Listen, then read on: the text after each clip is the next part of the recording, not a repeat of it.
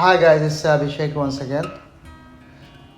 So I expect if you are watching this, so you have watched last episode because the discussion between two great souls, two great sages, Maharshi Maitre and Maharshi Parashara, is going in a continuous fashion. So in order to understand better, you have to follow the continuous thread. So, before going into the discussion, I just remember my Gurudev and the Lord. Jai Gurudev.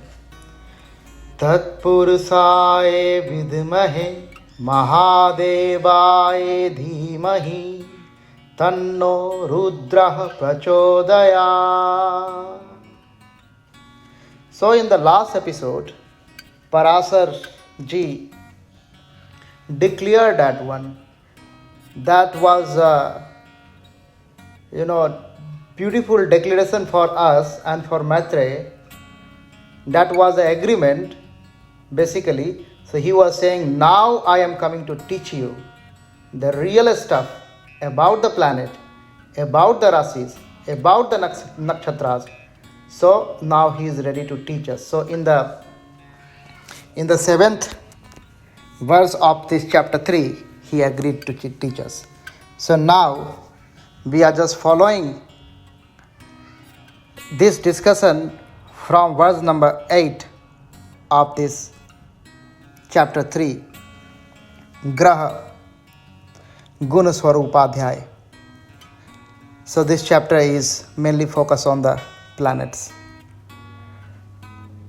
So it's a great moment in our life also, because we are here gathered to witness the great discussion between the two great souls.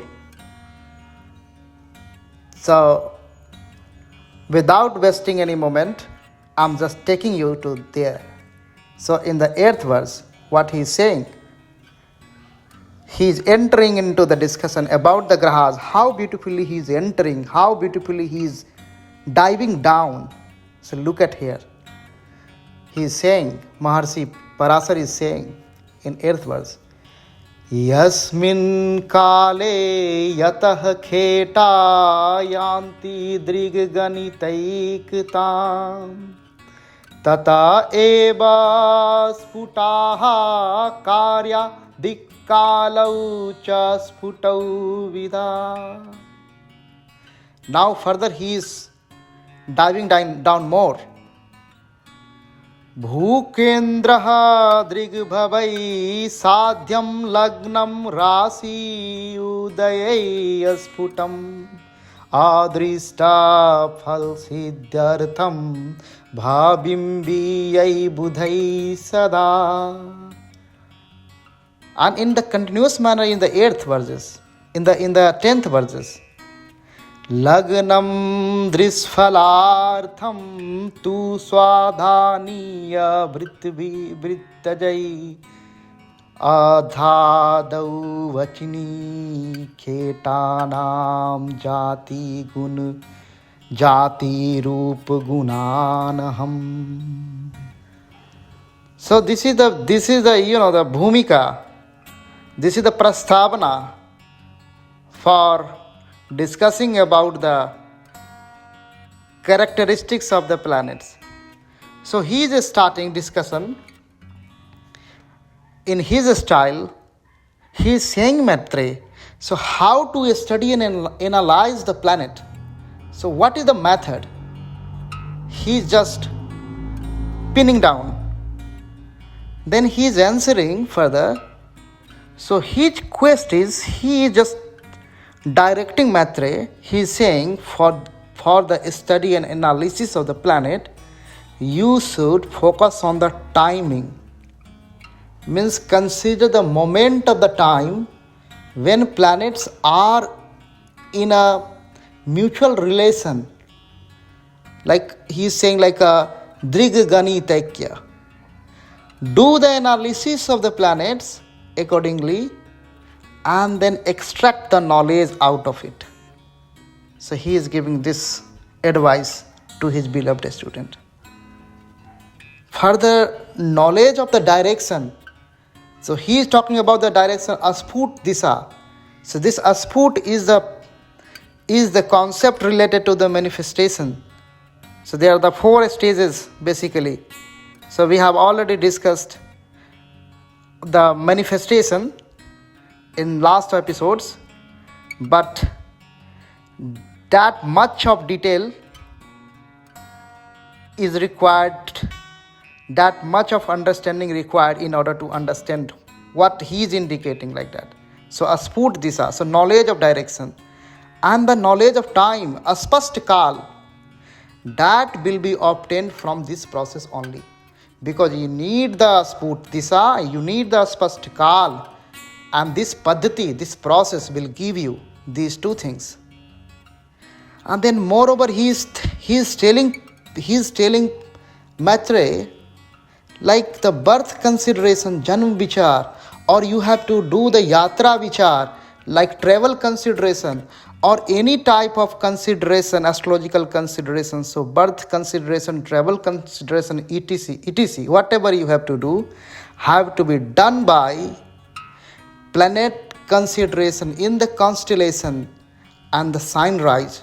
So very beautifully he just compact the big things in a sweet cell, like planet consideration in the constellation and the sign rise. So he is talking about the grahas, focus on grahas.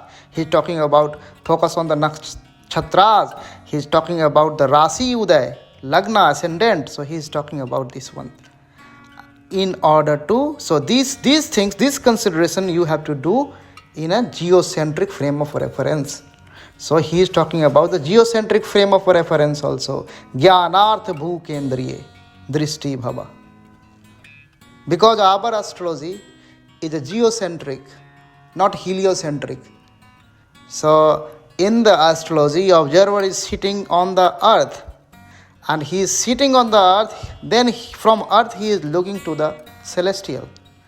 And then he is analyzing the planet, he is analyzing the nakshatras, he is looking at the ascendant, and then he is thinking, he is giving prediction about the effect of celestial movement on the human being living on the earth. So this is the beautiful science.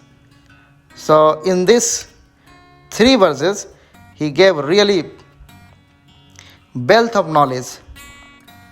And then lastly he is telling to his beloved student, now I will tell you about the planet's caste, planet's form, planet's characteristics, etc. So he is saying, I will tell you planet's caste, jati of the planet, form of the planet, roop of the planet, and the guna of the planet. So you will be surprised, jati of the planet. So what he is talking about, jati of the planet? So this concept is basically, if you understand, there is a very basic foundational concept in Indian Hindu astrology and spirituality in general, is the personification. So what we are doing, because from the time of the Vedas, if you examine the Rig Vedas again, I'm just taking you to the Rig Vedas, then also you can find a lot of goddesses like Usha, Prithvi, Aditi. You can find a lot of gods also like Indra, Agni, Varun, Som. So the personification of the Brahm, the personification of the super consciousness is not very new concept which Parashara ji is applying on the grahas. Because if we do the personification, then it's very easy to understand the hard philosophical concept, and then we have to think about the superimposition of the effects and superimposition of the aspects of the planets. Then it's very easy to it's very easy to understand how attributes of one planet and the attributes of the other planets mingling together, and that's creating something new, and then you can get into very quickly. So this is the beauty of Vedic astrology, where the Western astrology is lagging behind. What is my understanding? So when he is going to do the personification, then automatically caste will come into the picture, then automatically form Roop will come into the picture, then automatically Subh and Asubh Gun characteristics will come into the picture. So he is on the right track. He is not only on the right track, but the great Guru is taking us to the right track. So we have to hold his finger, and slowly we have to move into the great and mystical detail of this divine science. And now he is talking about the Navagrahas. First time in chapter 3 in verse 11, he is talking about the Navagrahas. He is declaring who are the Navagrahas. So now Parashara is saying to his beloved student in 11th verse, Atha kheta ravischandro mangalasya budhastatha guruhu sukra sani rahuha ketavastaite yathakramam.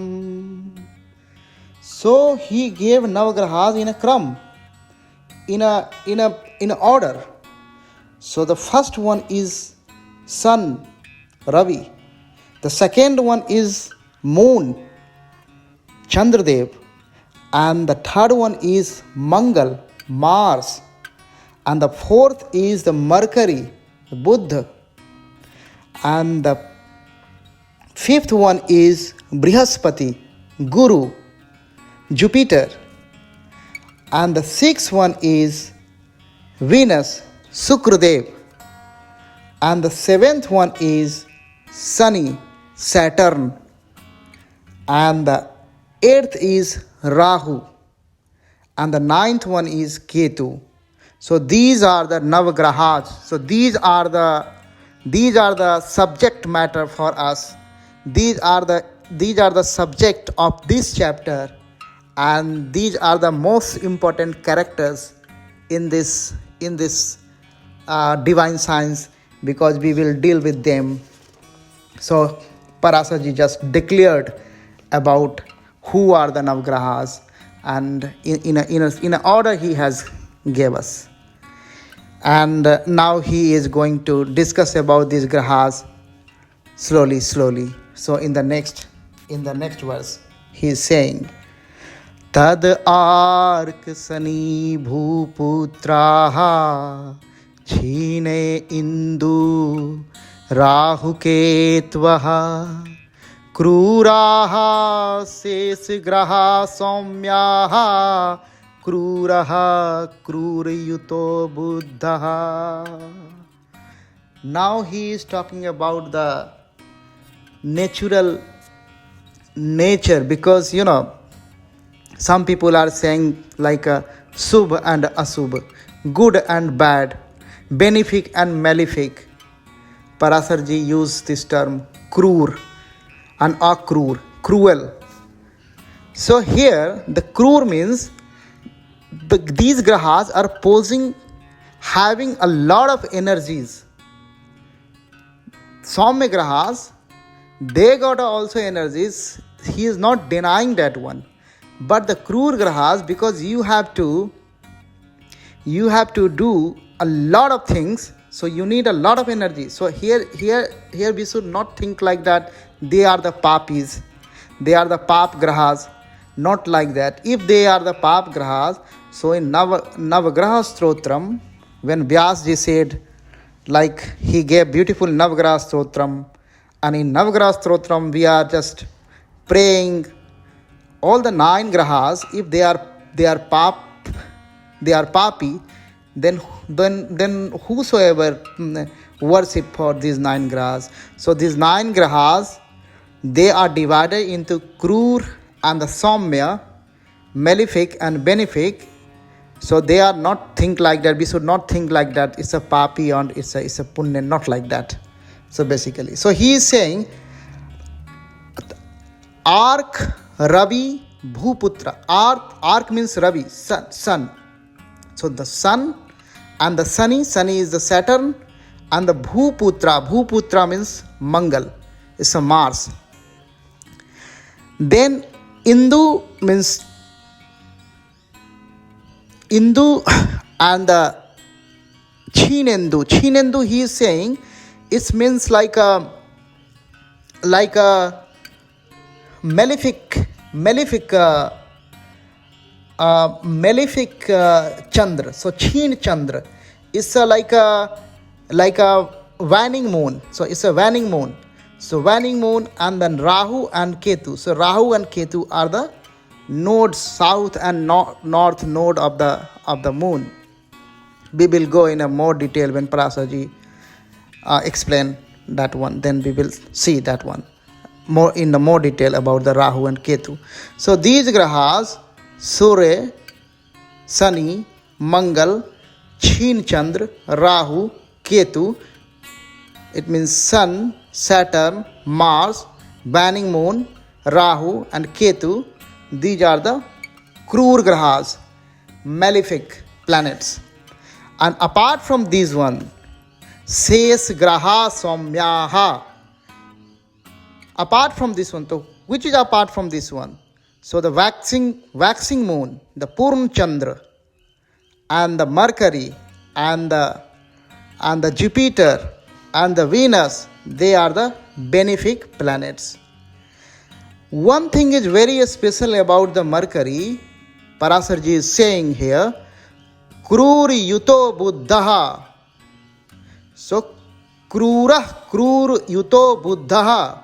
It means when Mercury is with the malefic, it behave like a malefic.